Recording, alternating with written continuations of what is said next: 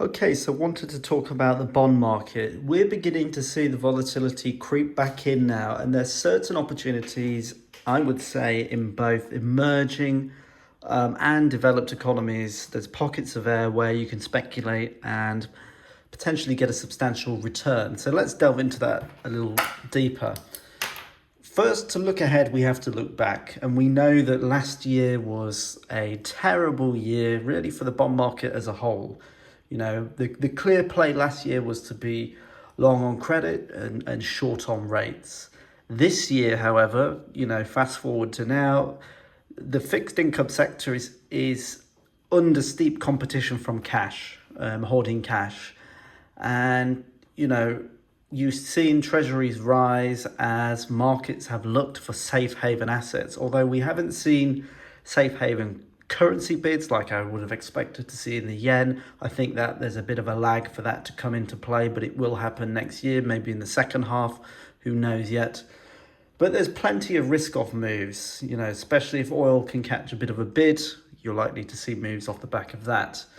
So now that we've got the front end of the curve higher, traditionally, when you get this change in the curve, it's often a good recession indicator. People use this to, speculate on a downturn in the market, and you can do all sorts of graphs and plot how much of a, drawdown you can see. But the reality is that we're looking at euro-denominated, the high-yield euro-denominated segment of the market, which is quite small. But we've got big maturity walls approaching, which means that these yields are very exposed to refinancing risk. The same for sovereigns as well. We're near towards the peak of rates, the long-awaited peak, and that should give us a little bit of clarity for where rates may be heading and yields. We're looking at Norway, very interested in the krona, which seems to be has been declining since 2013. We could be getting towards a turning point there. We're beginning to build a case study, a bullish outlook on the Norwegian krona, although we're not quite there yet. Being a potential leader if we get a bid, as I mentioned earlier, in oil prices. And we're seeing them add to their sovereign wealth fund at the minute. Last quarter, it took a $33 billion loss, about 2% loss. Very interesting to see. The other thing is, the less than, I would say, pragmatic approach that other nations seem to be taking.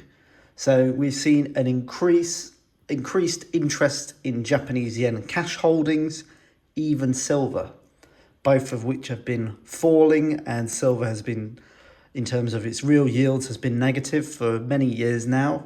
It's been suppressed with no real yield in sight. We've been looking at Russia with its recent de-dollarization and its increased Japanese yen cash holdings, and it's certainly taking a hit as the yen in real terms is negative. Worst performing G10 currency last year. This year it's doing no better. So in order for us to get perhaps a turning point, we will need to get this safe haven bid, which for the yen and other like-minded currencies. And you would then see some of the national wealth funds become more bullish and actually print positive returns for investors. But for that to happen, a lot of these funds would have to increase their yen holdings soon because they'll need to average their buying entry points, because the timing so far have been pretty poor. So, and then it leads you to make a decision. Do you move into high yield or investment grade? When you're looking at it from a valuation perspective, there's two different plays there, and there's pros and cons on both sides of the market. And if we're looking on the emerging side of the market, the central banks are more advanced in the tightening cycle. They're further down the line at the minute. We're looking at places like Brazil, Chile, Argentina, Turkey, Hungary, all these sort of areas. It's very interesting to see at the moment. And they can reduce rates much earlier than the typical developed markets. The concern for emerging markets for us is finding the yield advantage is going to be key to having some sort of stable FX market in that economy. And those that can't will prove to be good currency short trades. And I think there'll be money in those opportunities. So in very simple terms, my concern at this stage in the market, in the cycle, is how higher yields can impact the corporates. And of course, they're compelled to refinance their debts, mainly because the front end of the market has got heavy maturity profiles approaching. Okay.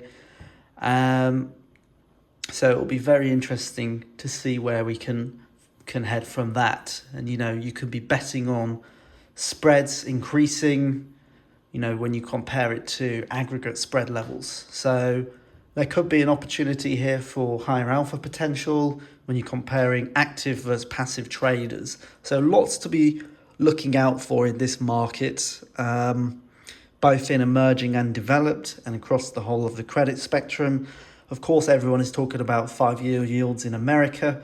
I don't see that as such a big trading point that we're not really incorporating that into our American strategy, but just be wary of where yields are in different economies and how they all play a vital part in building your trading portfolio.